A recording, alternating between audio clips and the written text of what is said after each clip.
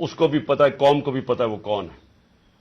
جو اس نے ظلم کرنا شروع کیا سیاسی کارکنوں پہ, ایکسپرٹیز تھی اس کی کاؤنٹر ٹیررزم, دہشت گردوں سے کچھ کرتا تھا, لیکن میں سوچتا ہوں کہ وہ دہشت گردوں سے بھی یہ جو کرتا ہوگا یا جن کے اوپر شک ہوگا کرتا ہوگا, تو وہ کتنی نفرت پھیلی ہوگی ان علاقوں کے اندر.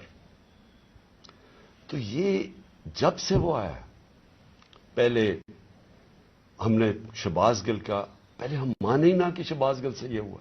وہ شہباز گل ابھی تک ٹھیک نہیں ہوا.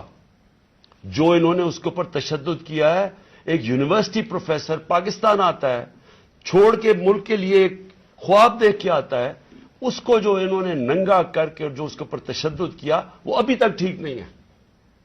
کون سا وہ دہشت گرد تھا؟ پھر اعظم سواتی سے جو کیا انہوں نے. یعنی ہم اگر قوم یہ چیزیں بھول جائیں گی, ایک دن آپ کا بھی وقت آ جائے گا.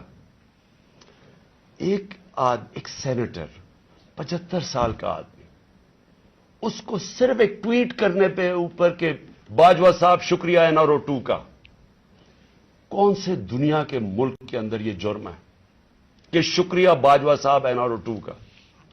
لیکن وہ کوئی سپر کنگ, کوئی فرعون, کہ کسی کی جرت پڑ گئی, رات کو اس کو مارا, پوتیوں کے سامنے اس کو 3 بجے آ کے گھر میں تشدد کیا, پھر اس کو اٹھا کے لے کے گئے اور نامعلوم افراد کے حوالے کیا جنہوں نے ننگا کر کے اس کے اوپر تشدد کیا.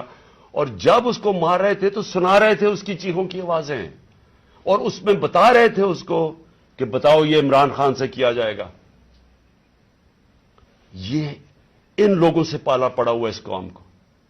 اس کے بعد ارشد شریف سے وہ سب کو پتا ہے کیا ہوا. کیا ارشد شریف کا قصور تھا؟ ساری قوم جانتی ہے کہ وہ رائے حق کا آدمی تھا, کوئی اس کا ضمیر کی قیمت نہیں تھی, کوئی اس کو خرید نہیں سکتا تھا, ڈرا نہیں سکتا تھا.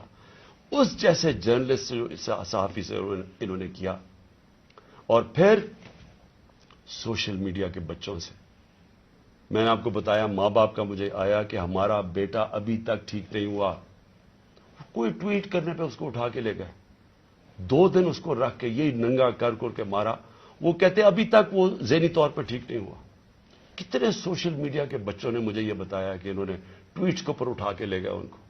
دہشت کہ کیسے کسی طرح ہم ان کو بھیڑ بکریوں کی طرح بنا دیں, خوف اتنا پھیلا دیں کہ ان کو غلام بنا دیں.